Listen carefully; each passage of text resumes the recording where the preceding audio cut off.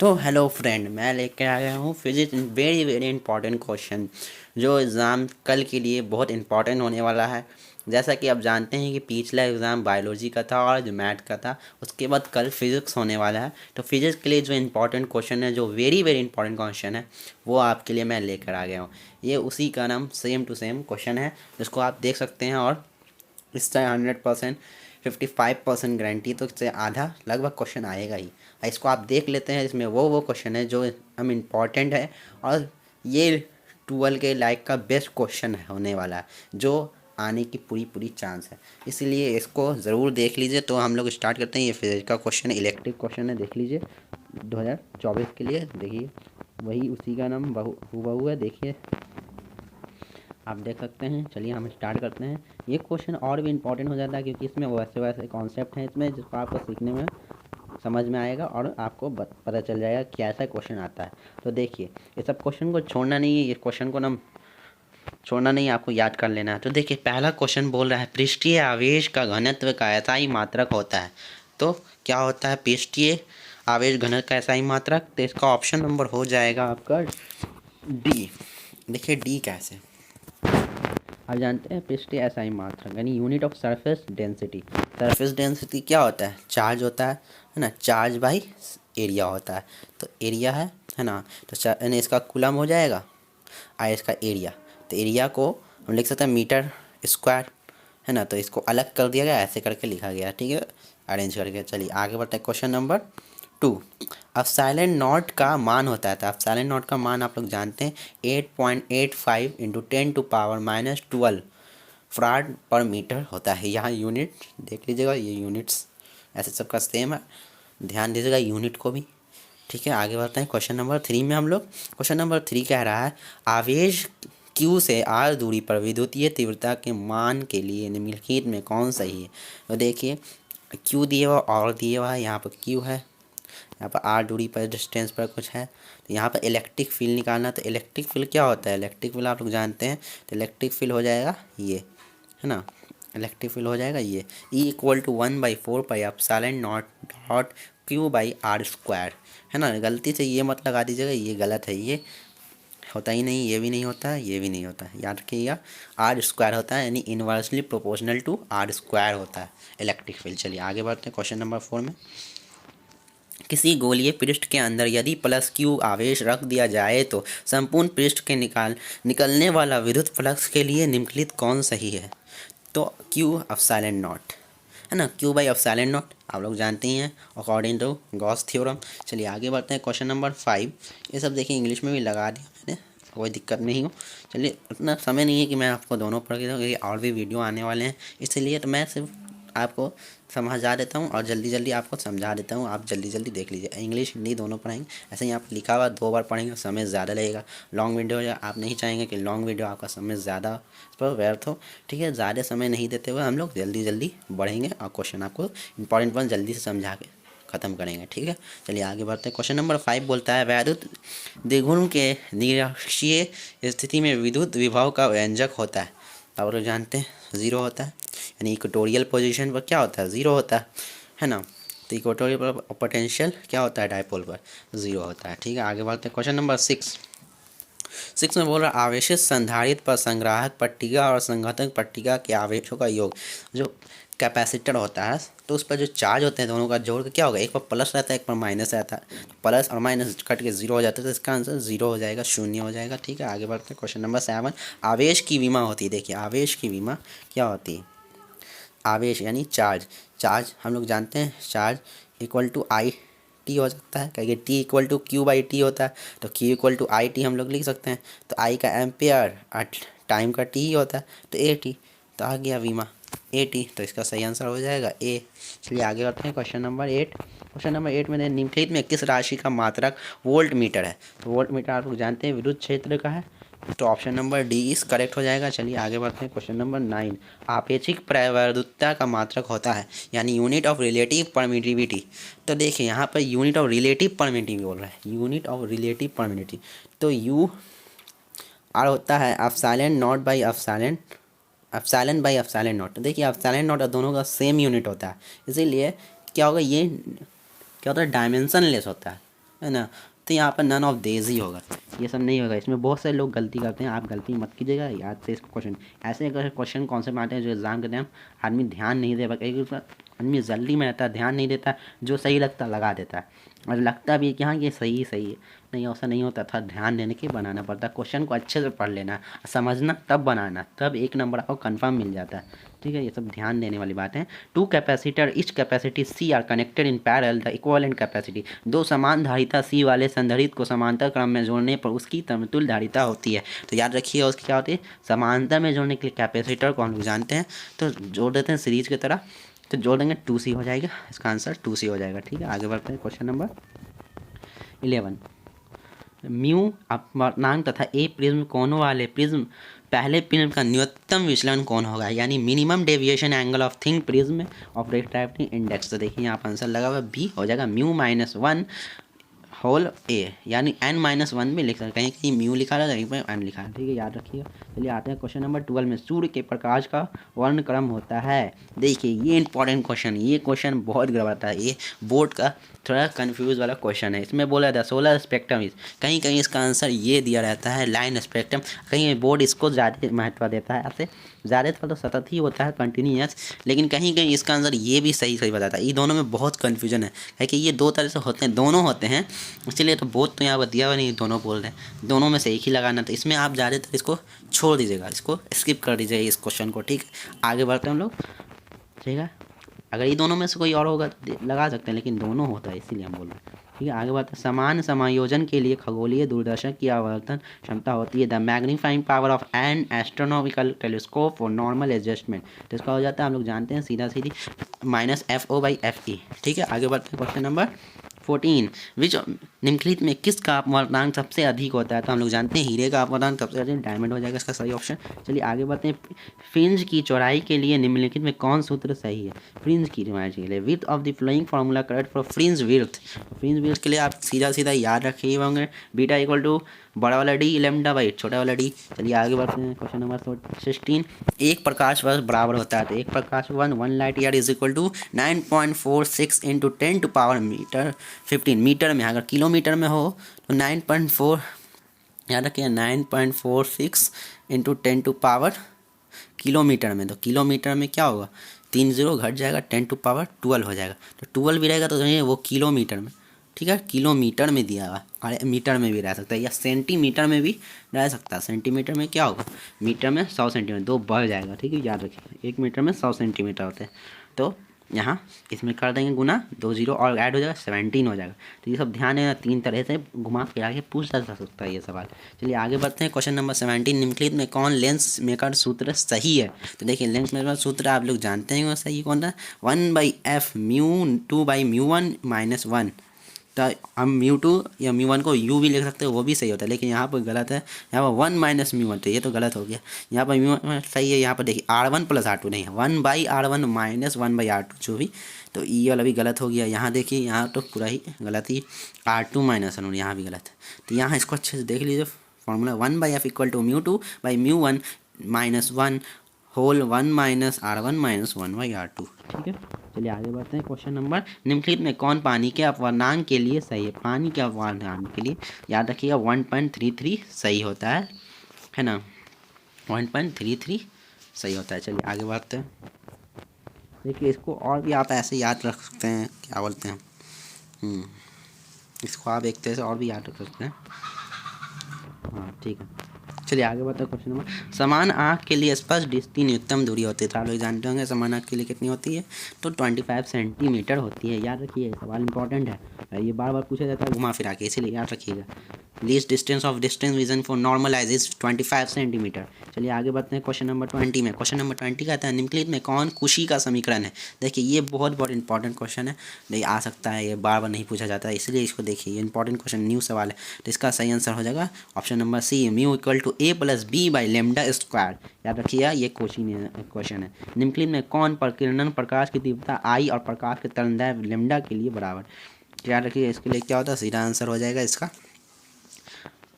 I directly proportional 1/λ4। ठीक है, चलिए आगे बढ़ते हैं क्वेश्चन नंबर 22 देखते हैं। 22 का निम्नलिखित में कौन प्रकाश के माध्यम के बदलने से नहीं बदलता? तो कौन नहीं बदलता है? तो आवृत्ति नहीं बदलती है। क्या? फ्रीक्वेंसी नहीं बदलती है। ये वफादार, ये कभी बदलता नहीं ना धोखा देता है, तो इसलिए ऐसे याद रखिएगा, फ्रीक्वेंसी धोखा नहीं देता, बाकी सब ये सब धोखा दे देता है ना। चलिए आगे रखिए, ठीक है। फ्रीक्वेंसी धोखा नहीं देता, रिफ्रैक्टिव इंडेक्स, वेवलेंथ, वेलोसिटी, ये सब धोखा दे देता है, लेकिन ये चेंज नहीं होता है, इसीलिए ये अपना वही रूप रखता है, ठीक है। चलिए ऐसे आप याद रख सकते हैं, आंसर हो जाएगा ए।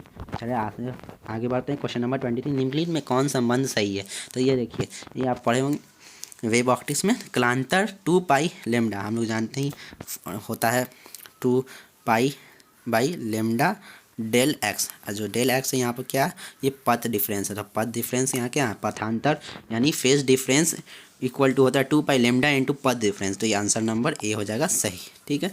आगे बढ़ते हैं क्वेश्चन नंबर 24। क्वेश्चन नंबर 24 बोल रहा है, निम्नलिखित में कौन विनाशी व्यतिकरण के लिए सही है? विनाशी व्यतिकरण के लिए सही है। Which of the following is correct for destructive interference phase? तो देखिए इसमें फेज डिफरेंस दिया हुआ है, इसका आंसर हो जाएगा क्वेश्चन नंबर कालांतर 2n+1 लेमडा, सॉरी लेमडा नहीं पाई, ठीक है। क्वेश्चन नंबर ये सही हो जाएगा बी। चलिए आगे बढ़ते हैं। क्वेश्चन नंबर 25, निम्नलिखित में कौन प्रकाश के रंग के लिए मुख्य कारण है? तो मुख्य कारण तो ऐसे होता है फ्रीक्वेंसी होता है, लेकिन यहाँ फ्रीक्वेंसी तो दिया हुआ नहीं, फ्रीक्वेंसी होगा नहीं, फ्रीक्वेंसी नहीं दिया तो तरंगदैर्घ्य को लगाना है, ऐसे याद रखिएगा। फ्रीक्वेंसी भी होता है, फ्रीक्वेंसी होता है, लेकिन फ्रीक्वेंसी नहीं है तो इसको उसके बाद हम इसको ही लेके चलेंगे तो वेवलेंथ हो जाएगा, ठीक है। इस पर डिपेंड करता है। तो निम्नलिखित में कौन आवेश रहित है? देखिए आवेश रहित कौन हो सकता है? अल्फा कण, बीटा कण, प्रोटॉन, ये सब में आवेश होते हैं, इलेक्ट्रॉन होते हैं, चार्ज होता है, लेकिन किसमें चार्ज नहीं होता? चार्जलेस। तो फोटोन कण जो होते हैं वो चार्जलेस होते हैं, ठीक है। Which of the following is chargeless photon particle? ठीक है, option number C is correct. चलिए क्वेश्चन नंबर 27, निम्नलिखित में किसे इलेक्ट्रॉन वोल्ट में मापा जाता है? इलेक्ट्रॉन वोल्ट में किसे मापा जाता है? तो electron volt, which of the following is a measure in electron volt? तो ऊर्जा में नापा जाता है, एनर्जी में, है ना। तो option number D is correct हो जाएगा। चलिए आगे बढ़ते हैं।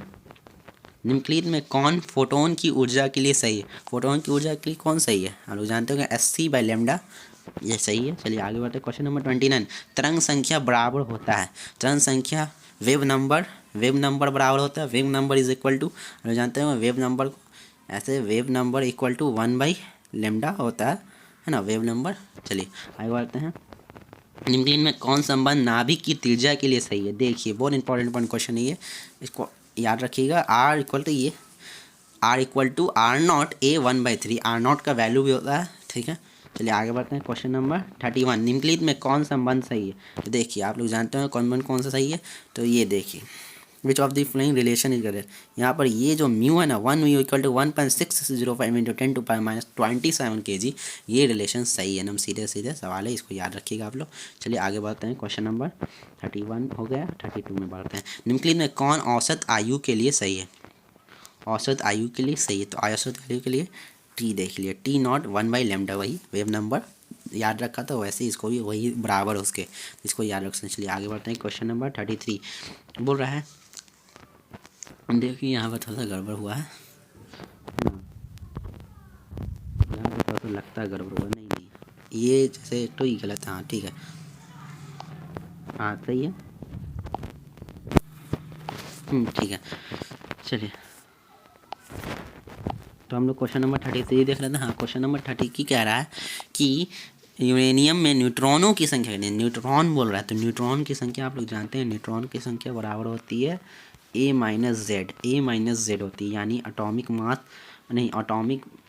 मास माइनस नहीं molar mass minus atomic mass. तो और एटॉमिक मास इसका टोटल 238 है, और जेड एटॉमिक नंबर 92, 238 में 92 घटाएंगे तो कितना आएगा 146 आ जाएगा, ठीक है, ये सही होगा, ठीक है। नहीं ध्यान दीजिएगा, न्यूट्रॉनों की संख्या बोला, सवाल अच्छे से पढ़िएगा कि न्यूट्रॉन बोला कि इलेक्ट्रॉन बोला कि प्रोटॉन। अगर प्रोटॉन बोलता है तो 92 हो जाता है, प्रोटॉन की इलेक्ट्रॉन के बराबर होता है ना, इलेक्ट्रॉन प्रोटॉन बराबर होते हैं, लेकिन यहाँ न्यूट्रॉनों की संख्या बोल रही तो मास में से घटा देना होगा, ठीक है। आगे बढ़ते हैं। क्वेश्चन नंबर 34, निम्नलिखित में कौन सही है?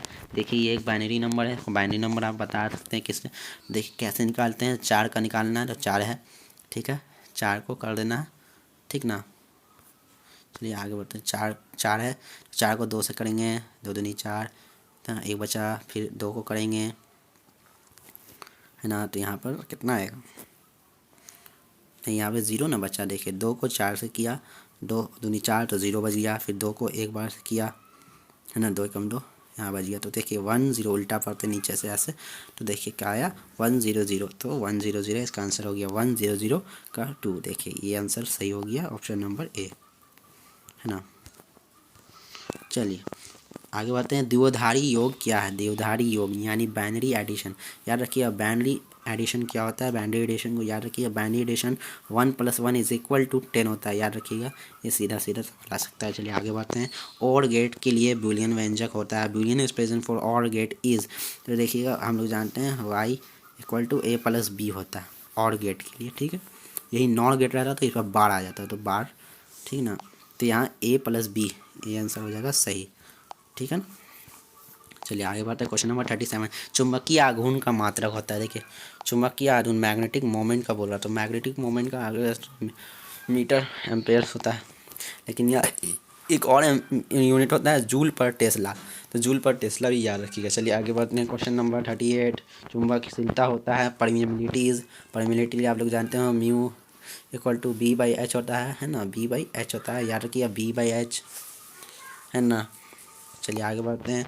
निम्नलिखित में गमन कोण के लिए कौन सही है? तो हम लोग जानते हैं tan जो है, tan जो डेल्टा है वो बराबर होता है b/h के, यानी वर्टिकल बाई हॉरिजॉन्टल, ठीक है। चलिए आगे बढ़ते हैं। क्वेश्चन नंबर, पृथ्वी के चुंबकीय ध्रुव पर नमन कोण का मान होता है। The value of angle of dip at the earth magnetic pole पर जब पूछता है तो 90 डिग्री होगा। इसी से एक और सवाल आ जाता है, बहुत कन्फ्यूजन। जब इक्वेटर पर पूछेगा तो इक्वेटर पर 0 हो जाएगा, याद रखिएगा इक्वेटर पर 0 हो जाएगा। जब पोल पर पूछेगा तो 90 हो जाएगा, ठीक है। आगे बढ़ते हैं। क्वेश्चन नंबर देखिए, the relation between geometrical length LG of the magnet and the magnetic length LM इस, तो देखिए दोनों में रिलेशन होता है। रिलेशन क्या होता है कि LM जो है ना, LM बराबर होता है 5/6 LG के।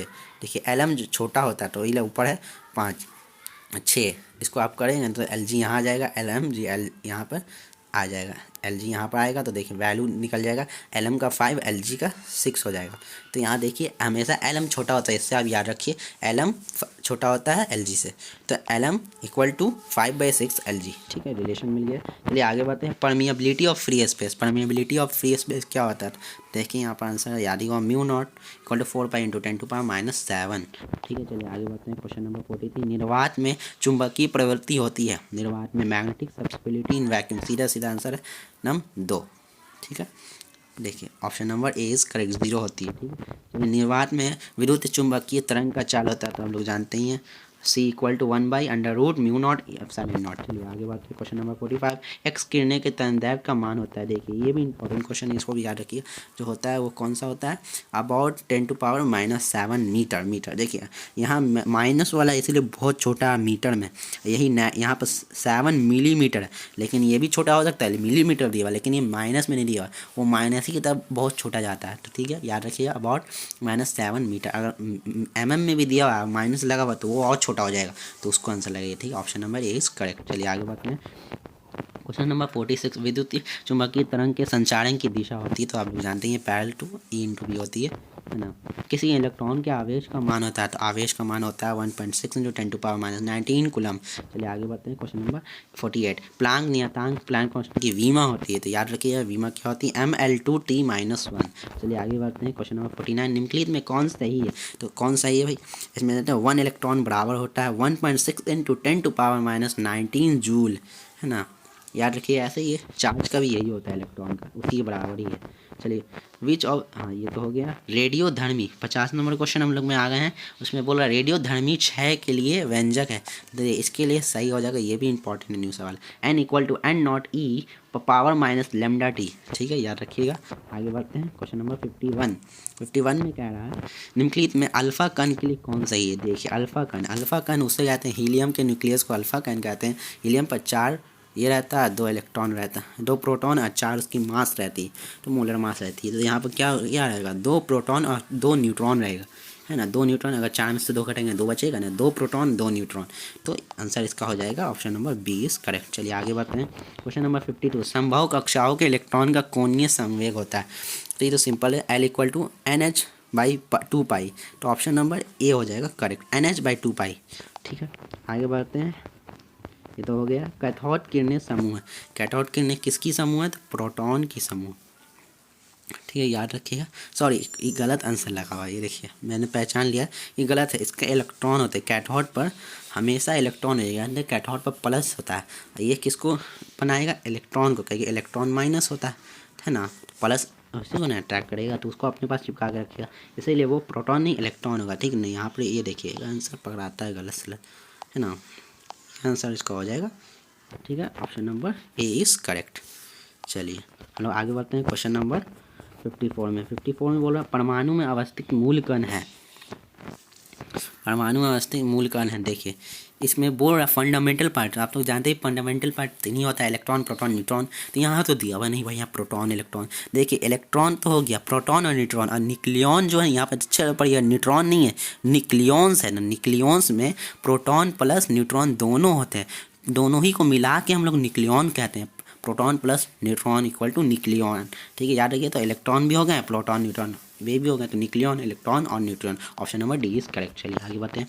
55 निम्नलिखित में किरचॉफ के प्रथम नियम, मतलब किरचॉफ जो है, Kirchhoff the flowing is conserving कंज। तो याद रखिए किरचॉफ जो फर्स्ट रूल है, फर्स्ट रूल तो चार्ज के बराबर होता है, ठीक है, और जो दूसरा वाला है, दूसरा वाला एनर्जी के बराबर होता है, ठीक ना, एनर्जी के बराबर होता है, याद रखिएगा।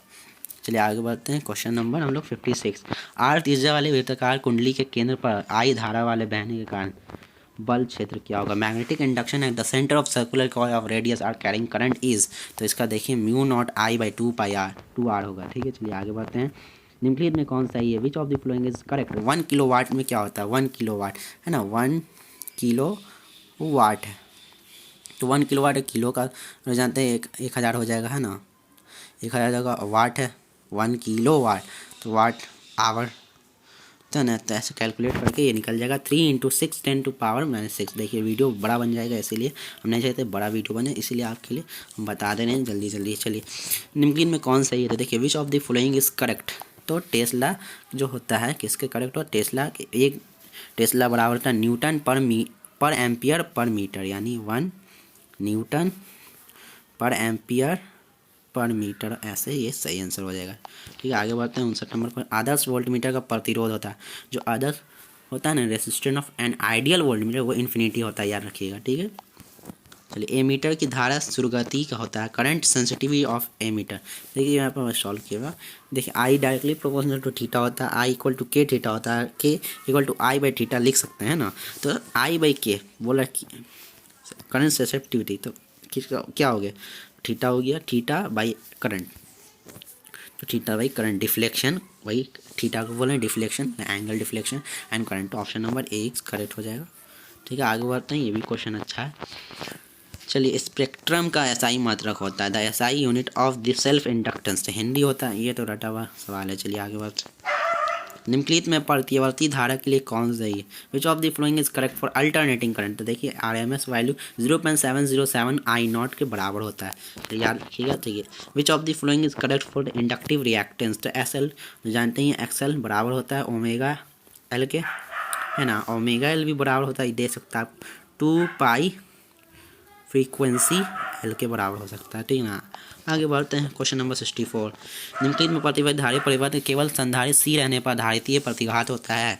The capacitive reactance X C alternating current circuit containing only capacitance C, तो ये भी आप लोग जानते हैं, कैपेसिटेंस के लिए 1/ω/c हो जाता है। ठीक है, option number A is correct. चलिए आगे बढ़ते हैं। क्वेश्चन नंबर 65 देखते हैं। एलआर परिपथ का प्रतिबाधा होता है, इंडिपेंडेंट एलआर सर्किट, तो ये भी पूछा पुराना सवाल है, इसका option number C is correct हो जाएगा। इम्पेडेंस का प्रतिवर्ती परिपथ में 220 वोल्ट का शिखर मान होता है, पीक वैल्यू ऑफ 220 वोल्ट, तो 220 वोल्ट आप लोग जानते ही हैं जो हमारे घर में यूज़ होता है। जब V R M S equal to 20 volt, अब वी आर एम एस बराबर होते हैं जानते हैं V0/√2, तो V0 इधर रह गया, V0 इधर रह गया, इधर √2 इसके साथ आ गया। ठीक है, चलिए आगे बढ़ते हैं। Question number 67। धारावाही प्रेरित चुंबकीय ऊर्जा होता है, तो चुंबकीय ऊर्जा क्या होता है? ले जानते हैं, हाफ Li², जैसे ऊर्जा के लिए होता है, ये बोला चुंबकीय ऊर्जा, जब एनर्जी हम लोग पढ़ते हैं इलेक्ट्रोस्टैटिक में, तो U equal to half CV² होता है ना। उसी तरह आप इसको भी याद रख सकते हैं कि इसमें मैग्नेटिक क्या होता है, मैग्नेटिक एनर्जी में हाफ Li² होता है, यानी इंडक्टेंस एंड करंट का स्क्वायर। ठीक है, जैसे उसमें कैपेसिटेंस में V वोल्ट का स्क्वायर होता है। चलिए आगे बढ़ते हैं।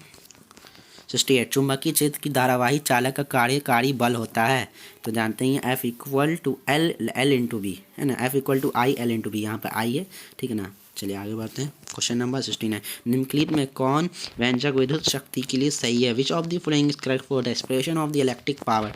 ये भी पुराना का बार बार पूछता है ये वाला। वी हम लोग जानते हैं पावर क्या होता है, पावर होता है V स्क्वायर बाई आर, है ना। ऐसे इसका और भी फॉर्मूला होता है पावर का। अब पावर जानते हैं आई स्क्वायर आर भी होता है ना। एक और फॉर्मूला था, आप पावर को याद रख सकते हैं, पावर बराबर होता है VI, ठीक ना। ये 3 तो होता है यार। चलिए आगे बढ़ते हैं। आखिरी क्वेश्चन है ये, देखिए, मानव नेत्र की विभेदन क्षमता मिनट में होती है। The resolving power of human I is in 1 minute, तो 1 मिनट में कितना होता है 1। देखिए ये सब क्वेश्चन इंपॉर्टेंट है, ये बार बार पूछता है ये सब क्वेश्चन आपको याद रखना है, ठीक है। तो हम लोग मिलेंगे अब अगले क्वेश्चन में जल्दी, 1-2 घंटे में और मैं क्वेश्चन लाऊंगा इसके बाद जो बहुत इंपॉर्टेंट होगा आपके लिए, ठीक है। उसके साथ आप ज़रूर जुड़िए और हमारे साथ जुड़े रहने के लिए कमेंट और शेयर ज़रूर कीजिए और लाइक और सब्सक्राइब कर दीजिए हमारे चैनल को, ठीक है। हम लोग फिर मिलेंगे अगले वीडियो में। धन्यवाद।